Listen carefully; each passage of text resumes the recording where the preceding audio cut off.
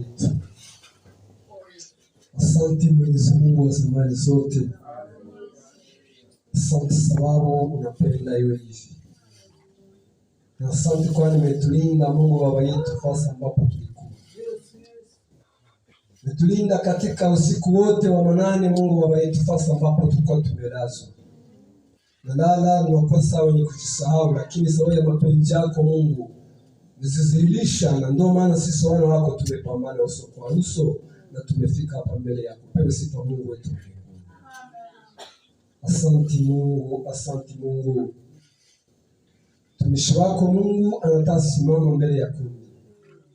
Hayo yaliyomo ndani yetu, lakini tunamwombea wewe unayejua yote Mungu Baba yetu. Utakayetufaria Mungu tutie ndani yake, nasi vile vile tutakayepokea neno lako Mungu Baba yetu.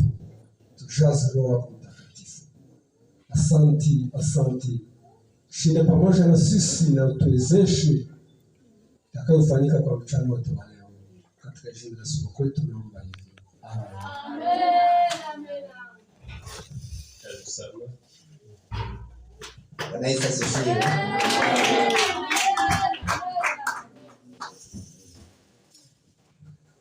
Baada ya ndio mfupi sasa. Unakuwa mrefu. Bwana Yesu asifiwe. Amen. Nashukuru sana. Kuna Mungu ametukubali. Ametuneemesha tumefika tarehe leo, tunasema Bwana apewe sifa. Amen. Kweli mchungaji na baraza lake walitualika ili tufike kutazama, kuongelesha sawa ndugu. Na Jumajana ni hapo tumepata fika. Lakini tulipata na msiba ambayo kabisa ilituzuia, kugusa moyo. Kwa hiyo nasema mnisamehe. Sababu kwa mama mwingine atakuja kama afike sema kwa sababu mnisamehe kabisa. Naomba kwanza msamaha. Basi asante kwa sababu Mungu alipenda tu leo njoo tu nane na tuzungumze. Tuongee neno la Mungu. Bwana apewe sifa. Amen. Kwa hiyo sasa hivi mchungaji anasema mimi ni mchungaji wa kanisa la huku na sisi ndio wanaita Nyamitaba. Kama unaingia hapo na mchanga. Leo ufike Burungu, kuna barabara ambayo inaingia Nyamitaba. Fika Nyamitaba, chini unafika Nyakaro Baroza wa Katolike, unashuka mpaka Mwetu. Sisi tunawajia Nyamitaba. Bwana apewe sifa. Amen. Kwa kweli mchungaji aliposema kwamba tutafika hapa kuzungumza na nyinyi, mimi napenda kuambia watu kwa sababu dunia ya leo karibu kila mtu hata kwa mpagani anajua neno la Mungu. Sivile wa ndugu aingie kanisani asipoingia kanisani, lakini kuna vyombo ambavyo Mungu ametayarisha naye binafsi anasikia neno la Mungu. Pia nyimbo, hata matelefoni na vingine nyimbo, yote ni mahubiri, si vile? Nikisema unapoitwa kusema utahubiri, hakuna neno lipya wala neno jipya ambalo utaleta. Yale ambao unasikia kila siku. Lakini kwa sababu napenda watu neno la Mungu ni hai. Mtakwetu wanasema hivi amojima na nini sio.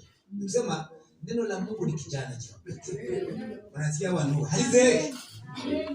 Sababu tangu wale walioanza kutuhubiri mpaka leo neno ni ile. Ndio na utamu wake. Na watu wangae na hamu ya kuisikia. Wanapewa sifa. Haleluya. Kwa sababu maneno yale Fransa anasema la parole inspirée par Dieu. Ndio umesikia. Neno la Mungu linasema hivi. Kwa sababu wale wenyewe walipima kuingia katika masomo, kuna vitabu vingi ambavyo walisoma. Mimi mpremier na nini naanza soma Mwanamino wewe. Mwaka wa 17. Naanza soma Mwanamino wewe. Papa Fime na Pipe. Sija zamani mimi alikuwa kule ndio vingine vilisha. Lakini neno ninaposoma neno ukisema Musa kaandika. Wakati wa Musa ni zamani. Mambo ambayo Musa andika wakati wa zamani. Na Yesu naye alikuta ile maneno ingali kitabu kwa wana Mungu. Bwana apewe sifa. Haleluya. Jamii ya leo itakuwa practical. Ndio maneno yangu itakuwa ni practical. Maneno yaliyo matimilifu, sasa pratique ile ambayo ifanyika na ichukue vile. Sitenda mbali kitolojia na mambo yiko pratique. Leo ninajua sikukuu ya matawi. Unajua ile? Siku ya Mungu si Pasaka. Sitaingia huko. Naomba msamaha kwa mchungaji, labda nisiharibishe programu yenu. Ninajua ni sikukuu ya matawi. Siku ambapo Yesu aliingia Yerusalemu akiwa juu ya punda, akishangiwa sasa mfalme wa wafalme. Wanapewa sifa. Ile tunajua tu sikukuu ya leo, kila fasi dunia mzima inasherehekea ile sherehe. Lakini mimi leo nilipenda nikwambie neno moja. Kumbuka mahali alipokuzungumzia. Kumbuka mahali alipokuzungumzia. Unanielewa ndugu? Ninaimba na lugha hizi. Kumbuka mahali Mungu alipokuzungumzia. Kwa sababu wateolojia wanasema kwamba, wala tuje kidogo nataka kusema hivi, kila mtu ana njia yake ambayo Mungu alitumia kwa kuzungumza naye. Si vile? Kuna wale ambao huzungumza na Mungu kupitia sauti. Unasikia sauti ya Mungu kuzungumza, si vile? Kuna wengine kupitia ndoto, Mungu amewazungumza kupitia ndoto. Na wengine katika maono Mungu amezungumza nao. Lakini ukiangalia kila mtu, ukiuliza Mkristo kamili, nakwambia Mungu ninakumbuka alinizungumza siku nilikuwa fasi fulani vile. Na mwisho runaka ni maana ngani ni vile. Na hapo kwanza mshoda nakwambia nilisikia sauti wito wakati nilikuwa mahali fulani. Sasa ninapenda wewe ambao umeingia leo, kumbuka mahali Mungu alikuzungumza. Haleluya. Soma neno la Mungu. Tushama yetu leo. Na katika Wafalme wa Pili tutasoma tu sura hii. Nina mama ambaye alinibariki sana katika hii sura. Soma ile sura ya 4, Wafalme wa Pili sura 4 mstari wake wa 16. Ni hapo tutaanza. Acha nichukue darubini zangu.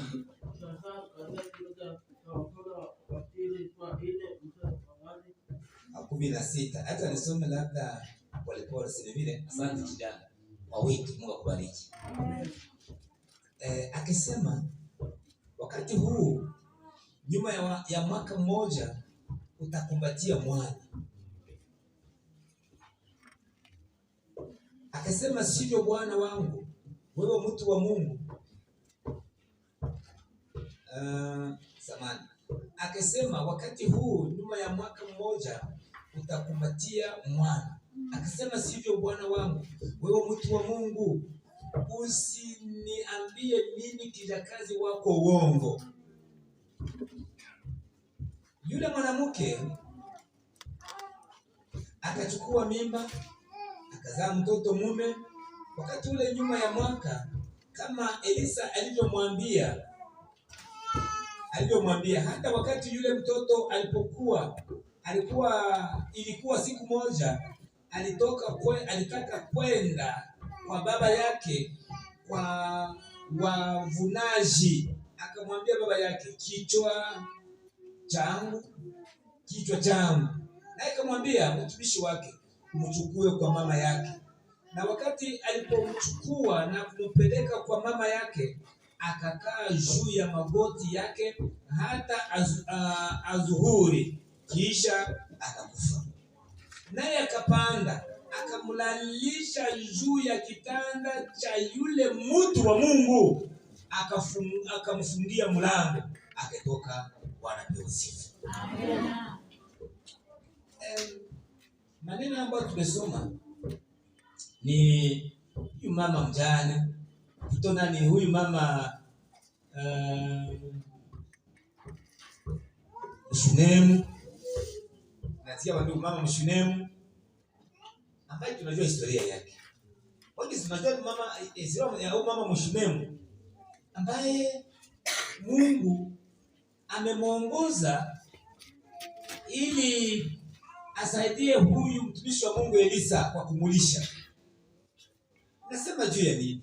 Elisha alikuwa na mtumishi wa Gehazi. Na Biblia inatuambia kwamba kila mara alikuwa akipita kwa huyu mama Mshunemu.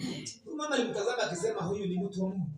Na ndani mwake ule mama akasikia kwamba huyu mtu wa Mungu ingekuwa vema tutafute nafasi katika jengo letu, mahali ambapo atakuwa akipumzikia na kupewa chakula. Bwana apewe sifa. Na Biblia inatuambia wazi, huyu mama kwa kweli lile wazo alileta kwa baba, na baba alikubali.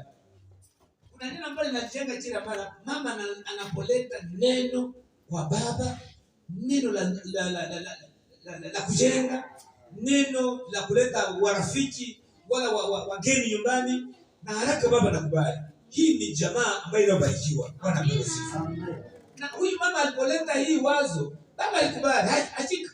Na bila toba ukajenga chumba cha Yusufu wa ndugu. Lakini katika haya mambo yote ambayo huyu mama amefanya kwa mtumishi wa Mungu, siku moja mtumishi wa Mungu akamwangalia huyu mama mjane, akisema huyu mama Mshunemu, akamwambia lakini Gehazi, mbona huyu mama mambo ambayo ametutendea ni mambo mema mazuri ambayo yanapita fahamu. Sisi sawa watumishi wa Mungu, ni nini tunaweza kumlipa?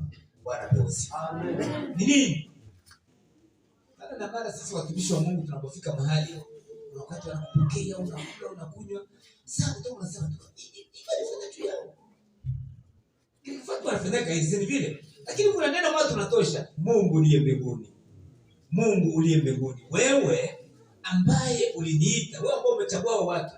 Mimi sina kitu, lakini nina uhakika ya kwamba hawa watu yale ambao wanastahili wewe uwalipe. Hakika Mungu atalifanya. Bwana apewe sifa. Amen. Na huyu mama, huyu mtumishi wa Mungu, anazungumza sasa. Nini tunaweza kumlipa? Sababu kuna kitu kimoja ambapo hawana. Nimezunguka katika hii nyumba, siona mtoto kijana katika nyumba hii. Aliona besoin. Besoin ile nyumba, unakosa kijana. Elisha alisema asante kwa kupitia maono. Elisha kwa sababu alijua ya kwamba yeye ni mtu wa miujiza. Sasa nikarudi kwa Elisha, wakati Elia ameenda mbinguni, amemwachia kanzu, nikisema amemwachia karama, na yeye mwenyewe alipotafuta kuvuka mto Yordani, mimi natuambia kwamba alikamata ile kanzu, si vile alipiga ndani ya maji na maji kashigawa. Akasema hakika mimi ni mtu wa Mungu, pia mtu wa miujiza. Bwana apewe sifa. Ndani mwake alijua ya kwamba lile ambalo naweza kuliomba Mungu na Mungu atalifanya. Na akasema kiasi, asante kwa kunipatia ile wazo. Akamwita mama kuja hapa. Mwaka kama na huu, tarehe kama na hii, utakuja kupatia mtoto kijana. Bwana apewe sifa. Haleluya. Bila tuambia kwamba huyu mama akamwambia, mtumishi wangu, niko sana naweza mwambia nina watoto wasichana wengi. Labda mimi nimekwisha kutoka katika hali ya kuzaa. Mimi nimeshakuwa mkongwe. Usidanganye mchakazi wako. Ile ninalosema ni ile tu, kwa sababu najua ni mtu wa Mungu. Na bila tuambia hakika ile alilolisema likafanyika. Na ule mama pale akapewa mimba na akamzaa mtoto kijana.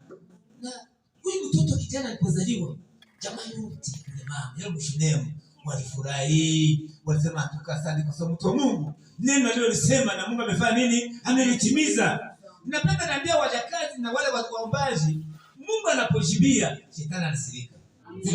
Mungu anapojibia, shetani anafanya nini? Anasirika. Umempatia mtoto kijana. Ngoja nitakuonyesha. Tunasoma neno limetuambia kwamba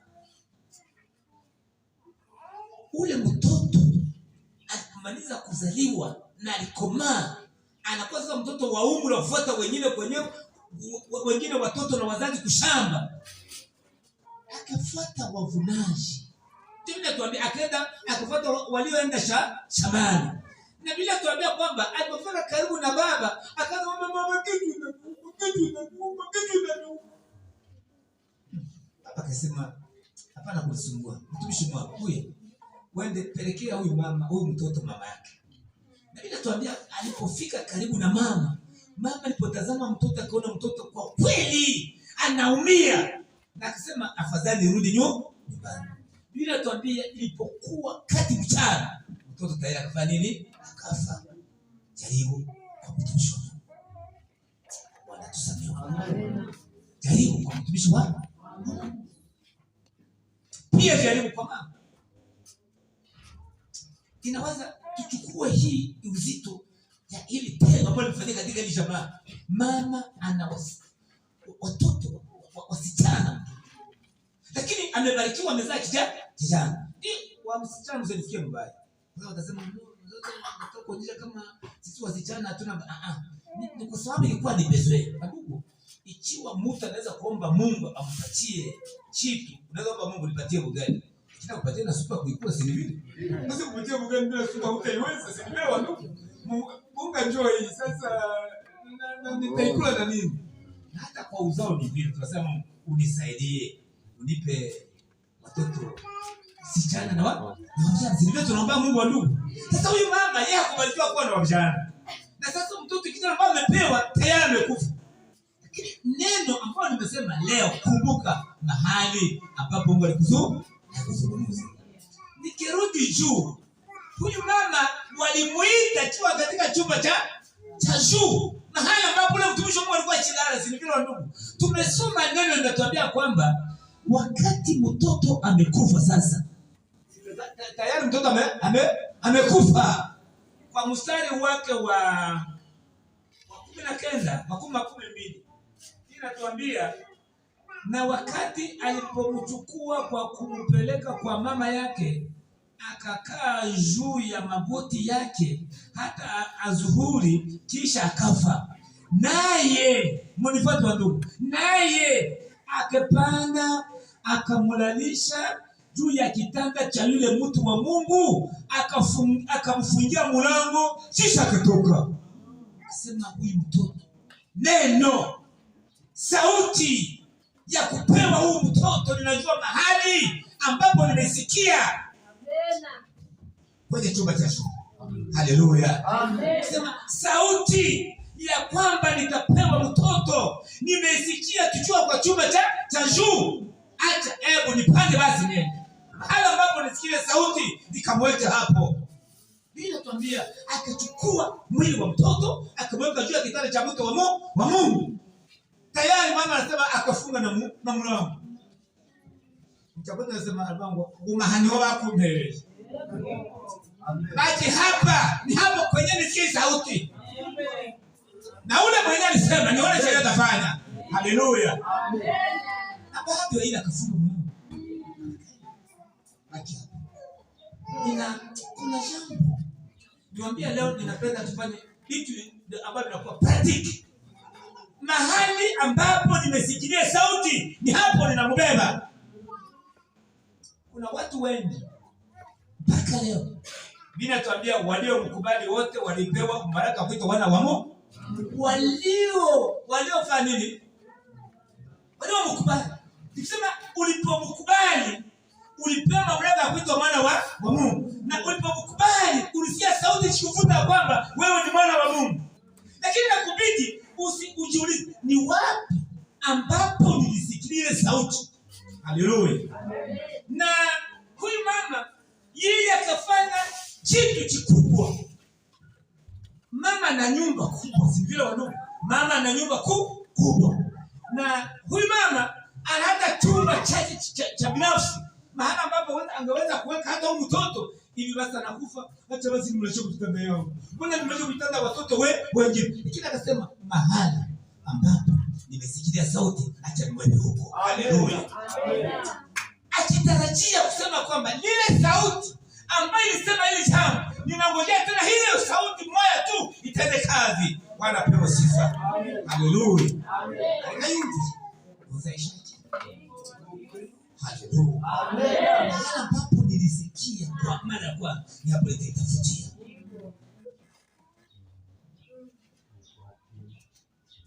Watu wengi ambao waliitwa wanapofika ndani ya jaribu hajua ni nani aliniita.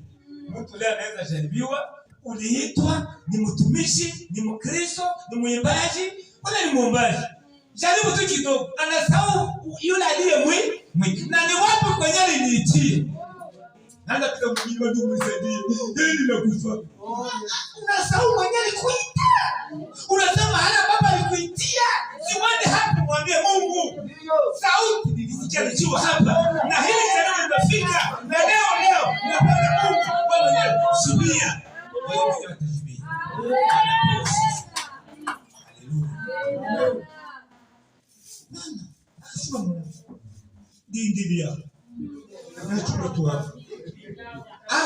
Hapo. Na kufunga mlango. Achia, ninaenda tafutia bwana. Ninatuambia akachukua fungu. Zilivile. Akamwambia fanya haraka tafutia bwana. Pole kwa watumishi wa Mungu. Pole kwa manabii. Pole kwa ambao wanakuwa na karama. Ninatuambia kwamba akichukua wanasema ni farasi mipuni. Na mtumishi wa Mungu Elisha ambaye kwa Karmeli akiwa pamoja na mtumishi Gehazi wakiomba wao kwa maombi wako ninasema walikuwa Karmeli labda walikuwa wakihubiri watu kama sawa nyinyi wala walikuwa katika maombi yao na walipotazama kwa mbali Elisha akasema hakuna mama mshunemu ambaye atufanyia vizuri. Akasema ninaona anamfanana. Kwa nini mbona anafika na hatukumuita? Pia anasema Mungu leo. Na mbona Mungu hakunizungumza kuhusu jambo lake? Mbona Mungu ameficha mambo ya huyu mshunemu? Pole kwa waombaji. Ninamuona ule mtu akifika lakini mbona Mungu amenificha mambo ambayo yametokea kwa huyu mama? Na Biblia inatuonyesha kwamba akamwambia hebu haraka uende umkutane basi umuulize mama matatu. Ni salama?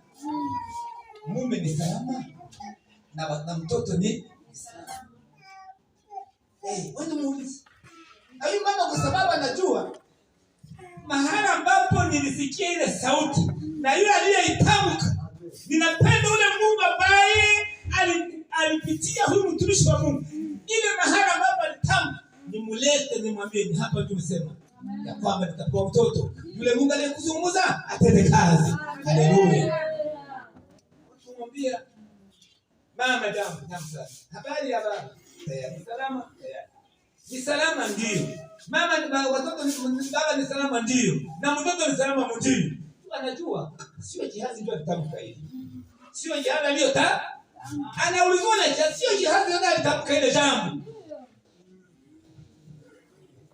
Napenda niwaambie hata napewa kwa hii neno ya Gehazi na sitafuta kusema Gehazi juu ya ile yenyewe alifanya ya pesa lakini kwa hii jambo tu hili. Gehazi anamwambia Gehazi haraka. Lakini mama nini? Ni salama ndio ni salama. Na mtoto ni salama ndio ni salama. Na mama anasema anaongeza acha niende kwa mtoto. Kuna ndo. Kuna akaanza mkuta hapana usiende haraka. Suniambia sasa mama si wewe ambao unaniambia bali namfuata mtumishi wa Mungu nini? Nisungumuze. Na mimi natuambia kwamba huyu mama alipofika mbele ya mtumishi wa Mungu Elisa, bila natuambia akatupa kwenye miguu ya lakini kuna jambo ambalo Gehazi atafuta kufanya. Atafuta kumkokota kumwambia Elisha kumwambia ninaona uchungu. Haleluya. Ninaona uchungu unajaa moyo wake. Ninaona uchungu unajaa moyo wake. Wapendwa, asubuhi ya leo yawezekana una uchungu wa jambo fulani. Una shida ambayo imekuwa mzigo kwako, wala imekuwa sumu kwa Kiswahili nyingine, na ile jambo labda linarudi mara na mara, imekuwa mzigo. Lakini sasa natafuta kuambia, ikiwa kwa kweli wewe ni mtu wa Mungu ambaye uliitwa, lile jambo ambalo linakusumbua mahali, kumbuka, bila mwenye kuambia usiogope mimi pamoja na wewe. Kumkuti mara ambapo kukulisikia sauti, umwambie Mungu, hii ni uzito kwangu. Wewe mwenyewe niondolee uzito. Na Mungu atafanya. Amen. Kiasi. Huyu huyu mtumishi wa Mungu alipomzungumuza, lakini Elisha yeye akaona huyu mama kwa kweli kuna jambo ambalo limefanyika. Ni nini? Akamwambia, ni wewe ambao uniambia kwamba si nilikwambia usinidanganye mimi mjakazi wako. Sina kule ruka mjomo mjakazi wako. Usinidanganye. Ule mtoto amekufa. Elisha akasikia. Amekufa. Akamwambia chukua fimbo yangu basi kimbia ukaipishe kwa yule mtoto. Jazi akisema barabara wewe nyoshe fimbo juu ya ule. Jazi hana karama ya uponyaji. Hana karama ya uo. Ndio amesikia wewe nyosha fimbo. Anaenda fimbo. Unaenda fimbo chini karama imechana mwenye karama. Ngaji kama una karama yako. Wakisema utoke hapa kwenye huko. Uende fasi nyingine karama unatembea nayo. Haleluya. Amen. Mungu anatembea na karama. Ya pili, Gehazi mahali ambapo Mungu amemzungumzia Elisha kimupa ile karama, Gehazi hakuwa. Lakini sasa anataka kuingia ndani ya karama ya mtu aliyepewa na Mungu bila yeye kuwepo. Amen. Kwa maana tayari wao ndio mgasho. Chunga sauti. Mwambie Mungu, nilisikia sauti siku fulani mahali fulani. Na mpaka na shida mwambie Mungu. Ndio mbili. Ile fasi kwa mimi naambilia. Nakumbuka kwenda ukeni. Haleluya. Amen. Mtumishi wa Mungu alipofika ndio basi mama iko na analikuwa omba Mungu. Usombe Mungu na msaa. Kazi. Kwenda Mungu unaenda asipokwenda kulala si vile. Ni kitando kama kitando maana.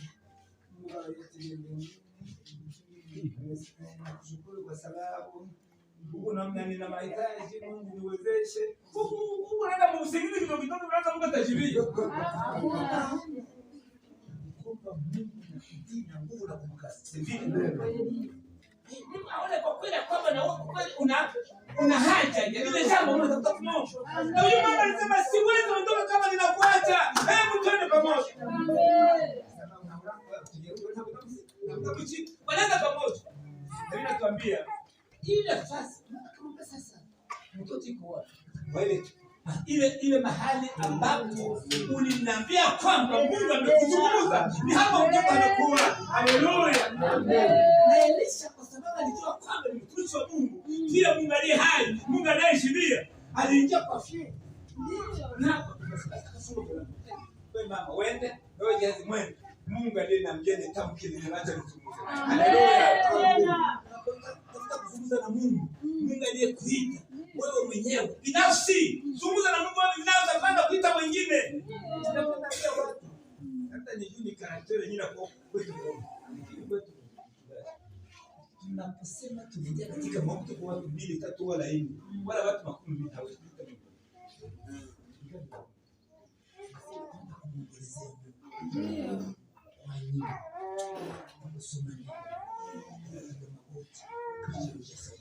Haleluya. Amen. Sikataza zipo. Lakini kama ni jambo ndani ambalo leta woga na natisha, omba mabidi watu wachiwa katika kama watu wasionyeshe mchezo na kucheza na kucheka, lakini waonyeshe uzuni ya kwamba wanaomba jambo fulani ili wafanye nini? Alishibii. Na mtumishi wa Mungu Elisha, yeye akabaki yeye mwenyewe. Akaanza ile tuambia akajiosha kila mtoto. Ile sitafuata ile safari zenyewe alifanya. Sina nataka kusema nini? Kwa sababu Mungu aliyetamka Elisha akiwa mahali hapo, ule Mungu habadiliki. Ni ule bila kabla kwamba alipojifunza na mtoto, zile sababu zinazofanya zote, shida sio mtoto mtae. Bwana sifa. Bwana sifa. Kila tunataka kutoka na sisi. Tuambia jaji kuja ita mama huko. Mama kuja hapa. Tumesha mwana kuita. Mama kuingie. Asanga kana kabisa. Akasema Bwana pewa sifa. Akasema kwa kweli naamini Mungu wa Elisha ni Mungu wa kweli. Haleluya. Alijua ni wapi ambapo asikie sauti. Shida fika ndani ya shida. Kumbuka ni wapi Mungu amekuongoza. Shamba changu. Na kukumbuka juu ya mjakazi wa Mungu Hana. Unajua Hana? Hana amemulia Mungu. Kwa itakuwa praktiki. Wakati Hana ameona kwamba amesumbuliwa na jambo la kuwa tasa, ndio wadogo. Ndio atuambia unachukua tasa haikumuudhi zaidi kwa sababu sio basi hii mapenzi ya Mungu. Lakini ile masenge ile kushimanga ya mbanda na watoto yake ndio wadogo. Akasema hii kushimanga chetu acha nende nimulile na Mungu. Bila tuambia akaingia kanisani sawa. Hili kanisa akaingia ndani. Bila tuambia akaanza kumulilia nani Mungu. Huyo Hana alipomulilia Mungu. Bila tuambia katika kitabu ya Mungu unaposoma hili neno la Mungu. Katika hii Samueli wa kwanza. Unaposoma hili jambo. Kuna jambo ambalo linanisaidia sana.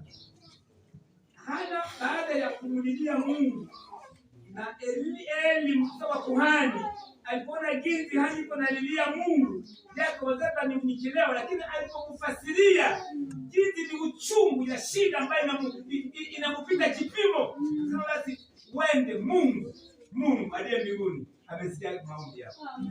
Vile kuna jambo lingine nasema Hana aliposikia neno ambalo mtumishi wa Mungu ametamka, kwa sababu huyu Eli neno aliyomwambia Hana haikuwa alitamka ndani mwake, lakini roho wa Mungu alizungumza ndani mwake kumwambia maombi yako yamesikilika. Haleluya. Na huyu mtumishi wa Mungu, mtakazi wa Mungu, bila tuambia hapo hayapata mtoto. Msema kwenye neno Mungu soni haja kuuliza. Kusema moyo wake ukafurahi. Hayapata mtoto, lakini lile sauti ambayo amesikia ikaacha uso wake ukawa mzuri. Hivi nani hivi mkuja sasa ya mkeisha. Amen. Na bila unasema kwamba asubuhi akija kanisani cha kwenda kumshukuru Mungu na kushukuru Mungu. Amen. Haleluya. Anapata mtoto lakini anaamini ile sauti. Amen. Ile kuzungumza kwamba maombi yake yamejibiwa kupitia mtumishi wa Mungu Eli. Sema basi Mungu amejibu. Haleluya. Amen. Karudi na moyo wa kufurahi. Hayapata mtoto lakini moyo wa kwa sababu amesikia sauti. Hapa kuna kweli sana. Kuna kweli. Kweli na Mungu aziachiwe na Mungu sio mwanadamu ila tudanganye, na hapo ile sauti jinsi ametamka na kwa kweli Hana akaomba mimi. Sivyo ninatuambia baada ya mwaka za kwa mama mahali ambapo umesikia sauti mume hakuwepo, mahali ambapo nimesikia sauti mke wangu hakuwepo, mahali umesikia sauti wewe muimbaji labda tubako hakuwepo, si vile? Inabidi uchungi ile sauti ambayo usikie. Ni sauti binafsi. Na ile sauti binafsi inatubidi tuishikilie na tujue kwamba kwa kweli kama ni sauti ya Mungu, sharti Mungu neno alilolitamka, sharti fanye nini? Litimilike. Na sisi kazi yetu ni kufanya nini? Kuendelea kuchochea, kuendelea kutii, kuendelea kuwa wakamilifu, kuendelea kuwa waaminifu mbele ile sauti ambayo tunaisikia. Hauni mama, bila tuambia baba tayari amepata mtoto. Kuna jambo ambalo Bwana alisema, alifanya. Jamaa ya Hana wote wakakuwa wakifurahi, wakisherekea, wakasema twende kanisani, twende tu tutoa sadaka. Kuna jambo ambalo hata alisema basi wakati ni sauti ya Mungu ilishinda mlikuwa pale. Bado mje. Nina mazungumzo na Mungu. Nina mapatano ambayo nilipatana na Mungu. Soma hapa. Kuna mama ambao niambia sasa mbona hana mnasema kama mwaminifu mbele ya Mungu. Mbona Bwana alimwambia twende kutoa sadaka. Akasema wewe mimi sitakwenda. Naweza kupeleka tafadhali. Sio kadharau. Alichunga mapatano yake na nani? Haleluya. Sasa nimwambia nikishapata huyu mtoto akishatoka kuliziba hata nishotea mali.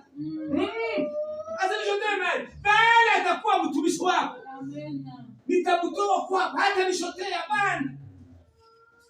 Wakati wa kutoa sadaka hayaenea. Unafuata wadugu. Wakati hayaenea kwa sababu mazungumzo ya Hana na Mungu, mume hakukua. Wadada na wamama, wababa na vijana, sauti ambayo Mungu alikuzungumza yako binafsi. Endelea kuwa mwaminifu kwa sauti ile usikie. Na huyu mama akaendelea kuwa mwaminifu. Akisema usivunje mapatano yangu na Mungu. Kumwambia bwana siwezi enda. Siwezi. Nina siku nina chumba. Kamwambia mume, nataka mtoto aje.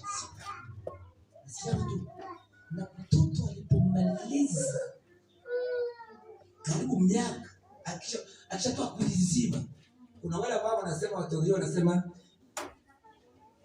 nani tunasema kuchuka wala kutoka kuliziba Waisraeli miaka 12. Wanasema vile. Alipokuwa na ile miaka 12 akasema sipendi nishotee. Nina mapatano na Mungu. Na hapo mimi natuambia mahali ambapo alisikiliza sauti, haleluya. Yeye mwenyewe akamwambia mtoto Elie, nani Samuel kule tu. Akafika pole. Mahali ambapo alisikiliza sauti, akamwambia mtumishi wa Mungu Eli, ni mimi mjakazi wako ambaye siku moja nilionekana kuwa mlevi mbele zako na nilikimlilia Mungu. Kile ambacho nilichoomba Mungu njoo hichi. Haleluya. Akakumbuka mahali sauti alisikilia. Akamtoa mtoto. Sema basi. Hao mtoto. Awe mtumishi wa Mungu. Awe tutakasema awe sadaka kwa Mungu. Lakini inatuambia kwamba akaleta na shukrani sasa vile. Aleta ngombe, unga, kinywaji, na vingine. Kuna wale ambao tutaka naambia mama, mwenyewe Mungu anaweza Mungu yake. Wakati unazala, Mungu amekusaidia kwa maombi, kila chumba Mungu na ijua, ulikuwa na mimi. Nasikia kadogo Mungu. Na kidogo mtu chumba ni ngombe, nasikia bila ndio kuona mtu. Mungu saidia mjakazi wako. Mungu mchungaji anaomba na wengine wachakazi wanao. Lakini ukishazala, Mungu anakusaidia unazaa vizuri. Nafika makanisani, kwa kweli ni sherehe kwa kanisa, si vile tumpate chumba kipya na jamaa inasherekea. Lakini kwa kwenda kushukuru Mungu unakuwa na milfa. Ndiye milfa Mungu nashukuru kwa sababu nipatia mtoto. Sina hiyo ile watu. Tena hiyo. Sasa huyu mama nitafuta kusema juu ya Hana. Akakumbuka ni mahali gani ambapo amesikiliza ile sauti. Furaha yako wa ndugu, furaha yako wakati Mungu anakujibilia na jibu la Mungu linaposhuka, ukiwa ndani ile furaha, kumbuka ni wapi nisikilize furaha. Ni wapi nisikilize ile sauti ambayo inaleta kuwa kufurahi leo. Na kama ni kanisani, wewe kanisani useme Mungu, asante kwa sababu sauti yako ilipotamka ya kwamba siku moja nitafurahi, furaha yangu njoo hii. Bwana apewe sifa. Naposoma neno linatuambia katika kitabu hiki sura 2. Mtoto akamwacha katika mikono ya Eli. Lakini siku moja munisikie. Siku moja yeye na mume wake wakafika tena kutoa sadaka za mwaka kama ilivyo kawaida kwao. Na mtumishi wa Mungu alipowatazama, alipowatazama, kusoma neno la Mungu, alipowatazama akaona ile moyo ya unyenyekevu, moyo ya kufurahi, moyo ya kuwa waaminifu mbele za Mungu. Akasema hivi, Baba, acha nipasome. Ndio utaamini labda. Acha tusome Samuel wa kwanza. Acha nipasome. Usikie kizi Mungu amemwambia. Tunapokumbuka mahali ambapo tulisikia sauti, Mungu yeye mwenyewe anapoona kwamba tumekuwa waaminifu, yeye anatuzidishia. Kwa sababu tumekuwa waaminifu mahali ambapo tumesikia sauti, ikiwa tunaendelea kuichunga na kuikumbuka, Mungu anakuwa mwaminifu na anatuzidishia. Samuel wa kwanza sura yake ni ile moja tu. Acha nisome mstari wake wa Samuel wa pili na wazi. Samuel wa kwanza sura 2. Samahani. Tutamalizie pale. 2 sura 2. Mstari wake ni wa Ezekiel 2:12. Nasema hivi. Eli alibariki hata ninaanza tena mara yake. Tena mama yake alimfanyia kibazi, alimuletea mwaka kwa mwaka. Wakati alipopanda pamoja na mume wake kutoa dhabihu ya kila mwaka 12, Eli alibariki Elkana na mke wake akisema, Bwana akupe uzao kwa mwanamke huyu, kwa kuwa pahali pa huyu aliyeletewa kwa Bwana. Unanielewa ndugu? Akamubariki akamwambia, Mungu akupe watoto wengine wa kuramplese huyu ambao umeleta kwa nani? Kwa Bwana.